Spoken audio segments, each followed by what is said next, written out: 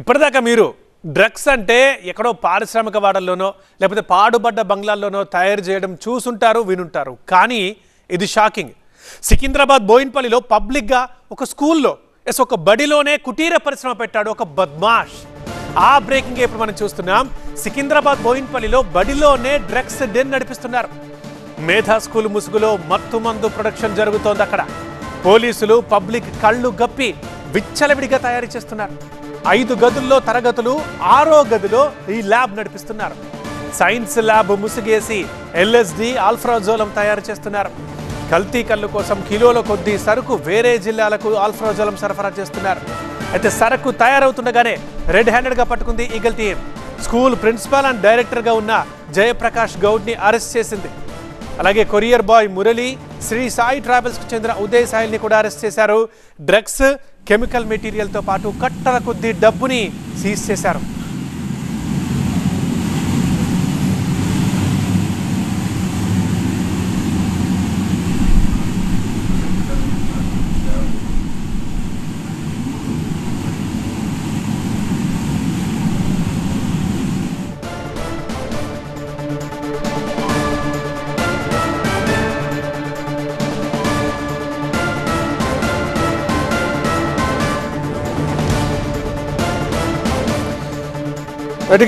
Senior Praneetha live లో ఉన్నారు. మాట్లాడదాం. మేధా స్కూల్లోని 6వ గది రహస్యం క్లియర్ గా ఎక్స్ప్లెయిన్ చేయడానికి సిద్ధంగా ఉన్నారు.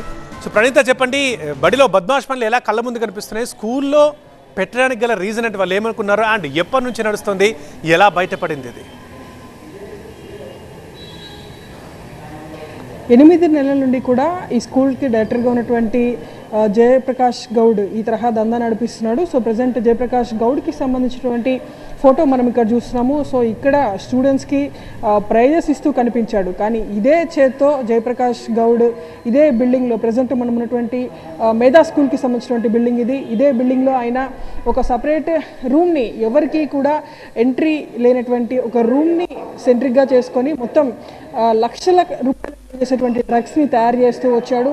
సో దాన్ని వేరే కస్టమర్స్కి ఇస్తున్నటువంటి క్రమంలో ఈగల్ టీం అధికారులు పక్కా సమాచారంతో అతన్ని పట్టుకున్నారు. అతని దగ్గర నుండి దాదాపు 7 కిలోలకు పైగా ఆల్ప్రాజోలం డ్రగ్ని అండ్ ఈ డ్రగ్ని వాళ్ళకి అమ్ముతున్నటువంటి క్రమంలో 20 లక్షల రూపాయలని కూడా అతని రూమ్లో స్వాధీనం చేసుకున్నారు. సో ప్రజెంట్ ఈ మొత్తం ఇన్సిడెంట్కి సంబంధించినటువంటి ఆఫీస్ రూమ్ ఏదైతే ఉందో జయప్రకాష్ గౌడ్కి సంబంధించినటువంటి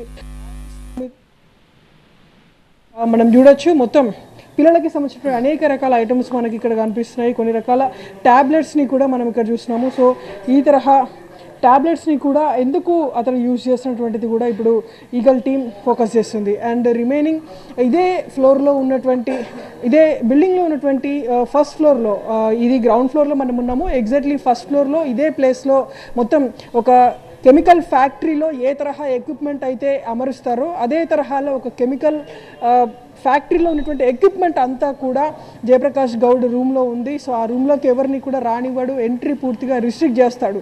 సో అత్యంత ప్రమాదకరమైనటువంటి రియాక్టర్స్ని 8 రియాక్టర్స్ని అతడు ఈ డ్రగ్ తయారీ కోసం ఉపయోగించాడంటే ఏ స్థాయిలో ఈ బిల్డింగ్కి కావచ్చు, ఇక్కడ చదువుతున్నటువంటి పిల్లలకు కావచ్చు ప్రమాదం కొంచెం ఉందో మనం అర్థం చేసుకోవచ్చు.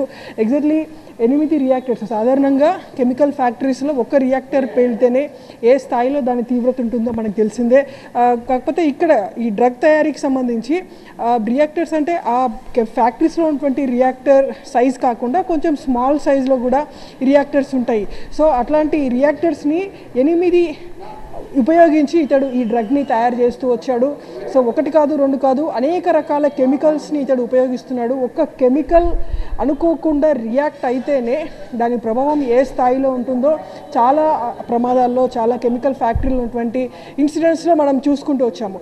అట్లాంటిది దాదాపు ఒక 130 మంది చదివేటువంటి పిల్లలు ఉన్న స్కూల్లో అత్యంత ప్రమాదకర రీతిలో గుట్టుచప్పుడు కాకుండా ఇతడు ఈ డ్రగ్స్ని తయారు చేస్తూ దాన్ని సరఫరా చేస్తూ లక్షల రూపాయలు సంపాదించాడు. 20 లక్షల రూపాయలని పోలీసులు సీజ్ చేశారు.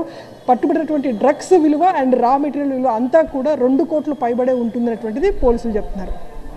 రైట్ ప్రణీత.